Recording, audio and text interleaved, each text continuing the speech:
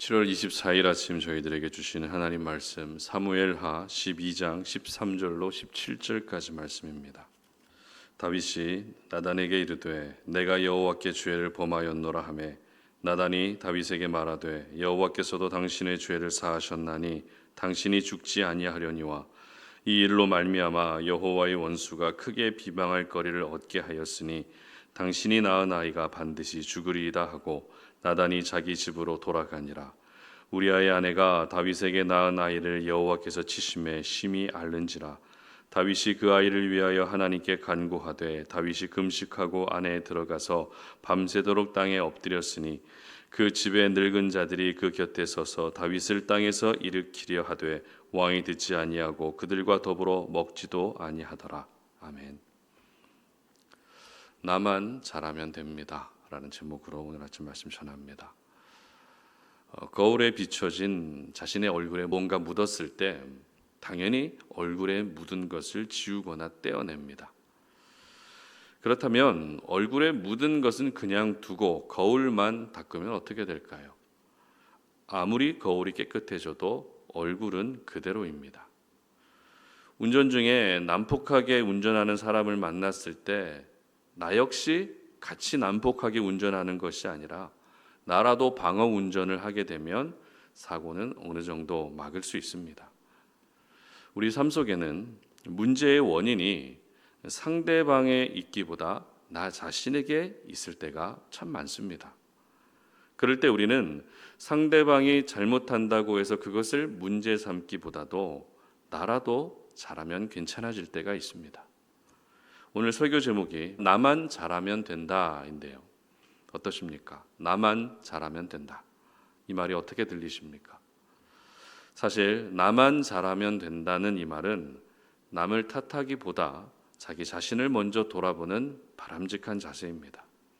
오늘 저희들이 살펴보게 되는 사무엘하 12장은 다윗이 우리아의 아내 밧세바를 간음하는 죄를 짓자 하나님이 나단 선지자를 통해서 다윗을 책망하셨고 이에 대한 다윗의 반응을 기록하고 있습니다.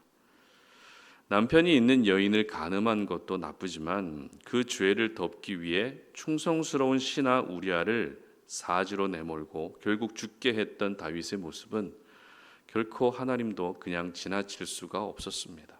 그래서 나단 선지자를 보내셔서 다윗을 책망하셨던 것입니다. 특별히 하나님의 책망을 들은 후에 다윗이 즉시 보인 반응은 자신의 죄를 인정하는 것이었습니다. 오늘 13절 말씀 함께 읽어봅니다.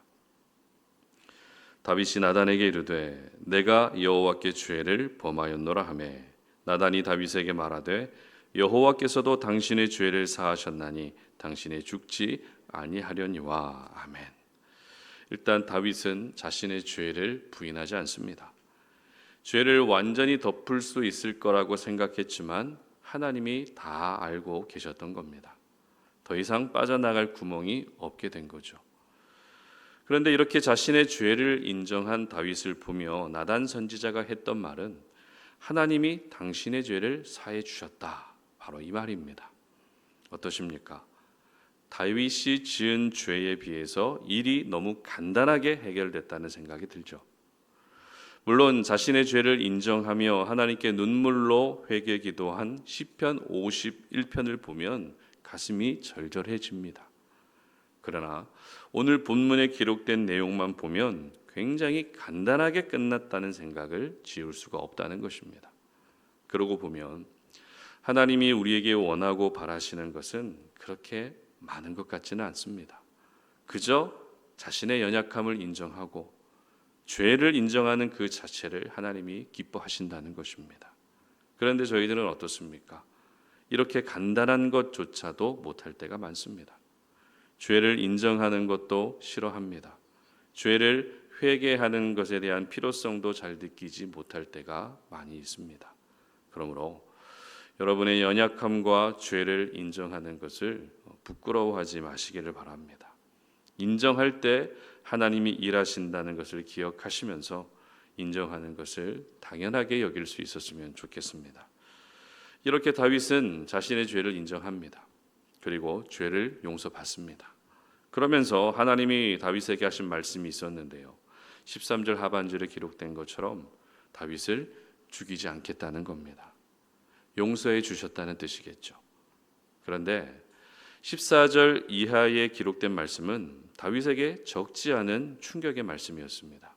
같이 읽어보겠습니다. 이 일로 말미암아 여호와의 원수가 크게 비방할 거리를 얻게 하였으니 당신이 낳은 아이가 반드시 죽으리이다 하고. 어떤 말씀입니까? 태어난 아이가 죽게 된다는 것입니다. 아무리 간음해서 낳은 아이라도 다윗의 아들입니다. 그런 아이가 죽는 것을 당연하게 여길 사람은 아무도 없을 겁니다. 그래서 다윗도 역시 이 아이를 죽이지 마시라고 밤새도록 금식하며 기도까지 했던 겁니다. 그러나 이 아이가 어떻게 되죠? 결국 죽습니다. 그런데 이 부분을 보면서 많은 분들의 마음이 어려워집니다. 왜 잘못한 것도 없는 아이를 하나님이 죽이시냐고 말이죠. 잘못한 사람은 다윗인데 왜 아이를 데려가시는지 이해가 잘 되지 않습니다. 그리고 더 이해가 안 되는 것은 아이가 앓고 있을 때는 밤새도록 금식하며 기도했던 다윗이 아이가 죽자 아무렇지 않게 음식을 먹고 있는 것을 보면 어떻게 그럴 수가 있는지 도무지 납득이 되지 않습니다. 금식하면서까지 살려달라고 했던 그 기도가 과연 진짜인지, 그리고 이 아이의 죽음을 진심으로 슬퍼하는 아버지인지 모든 부분들이 잘 받아들여지지 않는다는 것입니다. 그런데 오늘 본문은 다윗의 이런 모습을 우리에게 의도적으로 보여주기 위함이 아니라는 것입니다. 만약 우리가 이 부분에만 집중하게 되면 시험에 듭니다. 그리고 하나님에 대한 심각한 오해가 생길 수 있습니다. 그런 점에서 오늘 이 사건이 기록된 본문에서 우리가 주목해야 될 표현은 13절 하반절에 잘 나와 있습니다. 당신이 죽지 아니하려니와. 이 말씀과 14절 상반절에 기록된 원수가 크게 비방할 거리를 얻게 하였으니, 바로 이 말씀입니다. 그러니까 오늘의 이 사건을 통해서 하나님이 주목하고 계셨던 사람은 다윗이라는 거죠. 다윗을 죽이지 않기 위해서 나단 선지자를 통해서 책망하셨던 것이고, 원수에게 비방당하지 않게 하기 위해서 아이를 죽이시기까지 했다는 겁니다. 그렇습니다. 하나님은 다윗이 자라기를 원하셨던 것입니다.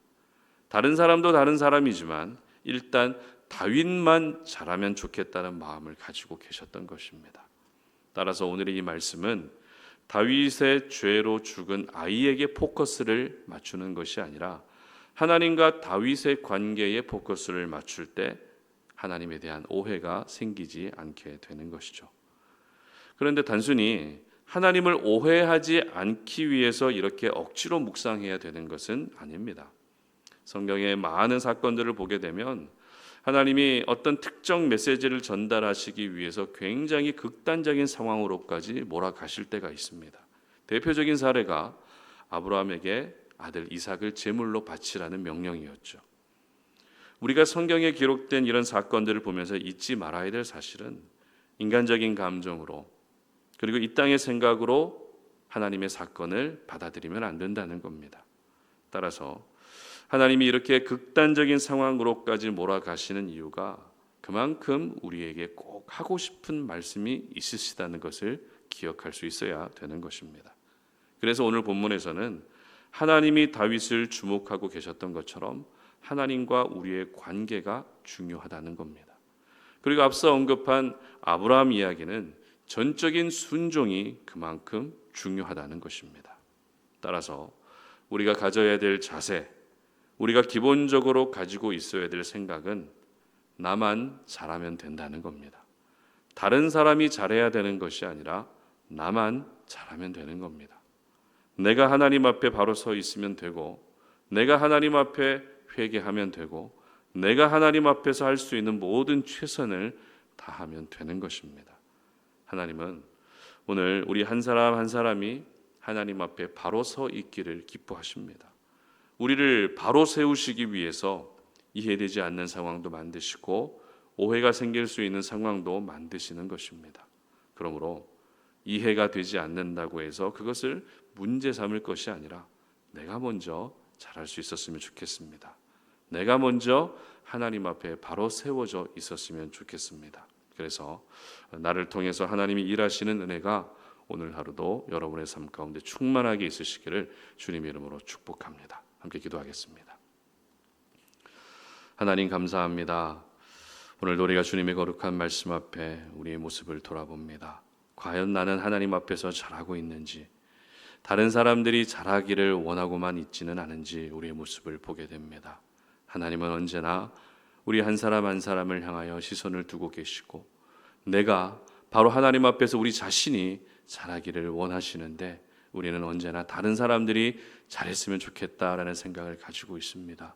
우리의 연약함을 오늘 이 시간에 내려놓고 기도하오니 하나님, 내가 하나님 앞에 먼저 바로 서 있게 하여 주시고, 내가 하나님 앞에 잘할 수 있는 신실한 주의 백성들 되게 하여 주시옵소서. 그래서 오늘 하루도 우리를 통해서 일하시는 하나님의 은혜를 경험할 수 있게 하시고, 우리를 통해서 하나님이 역사하시는 그런 하나님의 손길을 경험하는 복된 하루가 되게 하여 주시옵소서. 감사드리며 예수님의 이름으로 기도드립니다.